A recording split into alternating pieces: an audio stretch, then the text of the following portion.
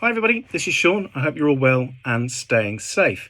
So this weekend in the UK, we saw the transmission of the final episode of the series It's a Sin, written by Russell T Davies. I think it's been a great series. I particularly enjoyed the last episode. I thought it was very powerful.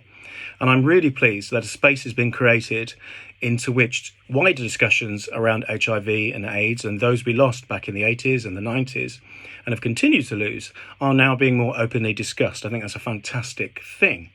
But I was reflecting on some of the reactions and responses I've seen in the media and on social media, particularly I have to say from people who don't identify as LGBT+.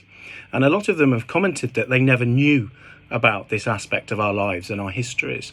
And they were never taught about it. And why would they be? Because LGBT+ inclusion in education is a fairly recent thing. But I was reflecting on the contrast to that experience, to that of the arrival of COVID around a year ago, and how quickly it was reported in the news and in the media, but also how it seeped through to, for example, lockdown presentations and dramatisations. It started to be mentioned in soap operas. It started to feature in storylines in things like Casualty and Holby City relatively quickly. And that's in stark contrast to a 5-episode drama that arrives on Channel 4 now with bells and whistles and high profile. And that's a fantastic thing, but just reflect on how long it's taken for us to get to this point where a high-profile, dramatic series covers the subject of HIV and AIDS.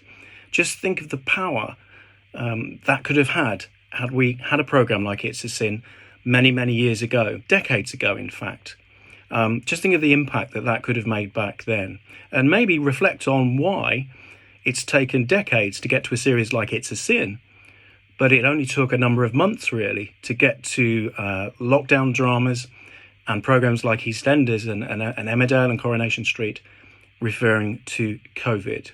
I think that in itself is a teachable moment.